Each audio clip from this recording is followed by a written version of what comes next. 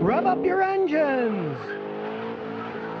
Toyota recalled 3,400 Toyota Corolla hatchbacks with the CVT transmissions. On these 3,400 vehicles, Toyota's replacing the transmission and the torque converters because they have a problem that they can fail, and they're replacing the whole shooting matches on 3,400 of them. Now, if you remember a while back, I made a video on why I don't like CVT transmissions. Well, this is kind of proof of the pudding here. Even though they're Toyotas known for long life, even they messed up with their CVT transmissions in these Corollas. But from my experience and my customers' experiences, it goes a bit deeper than just these 3,400 2019 Corolla hatchbacks, because the 2014 to 2017 with the CVT transmissions have what Toyota calls a special service campaign JSD. Now, they call it that instead of a recall, and really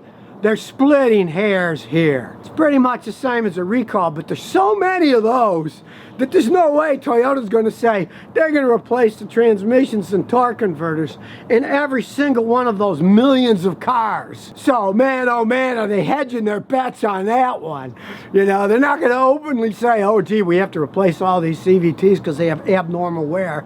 And you know, hey, what is abnormal wear? You know, they're leaving themselves a lot of wiggle room here to say what they're going to fix for free and what they're not going to fix for free. And in this respect, it reminds me of problems that Chrysler had with a bunch of their 300 luxury cars. They had transmission problems, and they attempted a software update, and they said, oh, that fixed the shifting problems with the software update. Well, guess what? I had customers with those Chrysler 300s, and they weren't shifting right. And they took it into Chrysler for the software update, and they still didn't shift right. Most of my customers, that was a few years back, they got rid of them anyways, and they said, I'll never buy another one of those Chrysler pieces of junk. I learned my lesson. But Toyota, the company that's known for quality, hey, my old Celica, that automatic transmission has 240,000 miles on it. It still shifts like a dream. They're supposed to make really solid, reliable stuff, not things like this. And interestingly enough, it is only the ones that have CVT transmissions. They don't have any problems with the manual transmissions. They don't have any problem with the conventional automatic transmissions. It's only these CVT transmissions. Now, if you look at the history of it, Toyota was one of the later large manufacturers to start producing these CVT transmissions in regular cars, not in hybrids. And perhaps they should have waited longer till they perfected them. Obviously, they have not perfected the CVT technology in these things. Now, strangely enough, the CVT transmissions in the Toyota Prius, their hybrid flagship, they don't occur all that often. But I think a lot of that might have to do with it's using the dual power of the Atkinson cycle engine. That's a gasoline four-stroke engine that doesn't put out that much horsepower, and the electric boost motor, where these cars that they're having problems with now, they of course are only getting power from one source, the gasoline engine. And these gasoline engines have a heck of a lot more horsepower than a Toyota Prius gasoline engine has. When you consider that they're only actually recalling 3,400 Toyota Corolla hatchbacks, and not hundreds and hundreds of thousands more that also have CVT transmissions, and instead are talking about those in terms of a special service campaign JSD. If that isn't double speak, I don't know what is. They're basically covering their own rear ends with legalese. Hey, they get to decide whether, oh gee, is the transmission too worn? Has it damaged the inside of the transmission? And that they reprogram it, supposedly check for wear on stuff. Hey, in order to check for serious wear, you'd have to take the transmission apart and start measuring stuff with a micrometer. And you know they're not going to be doing that unless the transmission actually has failed. And here's some more of their legalese that'll explain the whole thing so you can really understand. In the end of this JSD campaign thing that they have, it says, resolution of existing powertrain malfunctions are not covered as part of the special service campaign and should be diagnosed and repaired under warranty if still covered.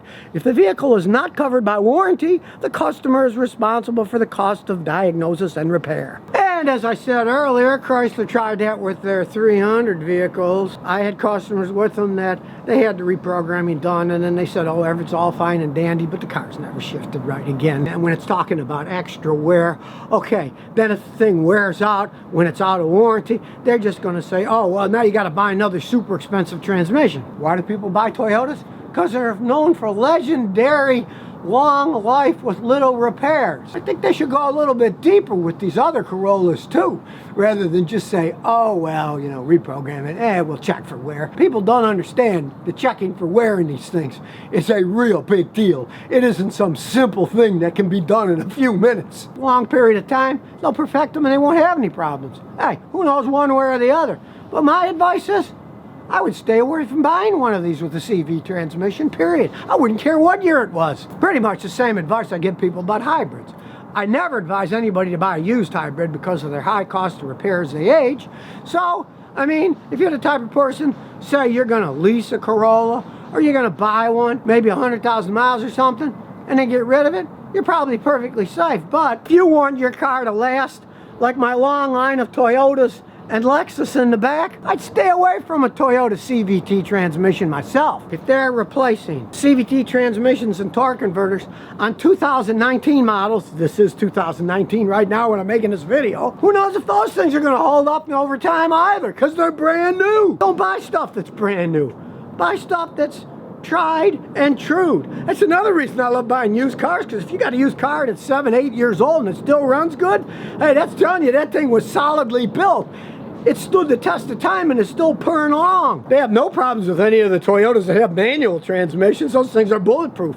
They can run forever. A lot of people don't like driving a manual, but they don't break. And Toyota makes ones that can last. I've seen them go 1,000,000 miles on some of them. But the CVT transmissions, I've never seen one that had 1,000,000 miles. I've never seen one that even had more than 150,000 miles on it before it broke down. I'm out to tell everybody the truth about everything. No strings attached. So if you never want to miss another one of my new car repair videos, remember to ring that bell.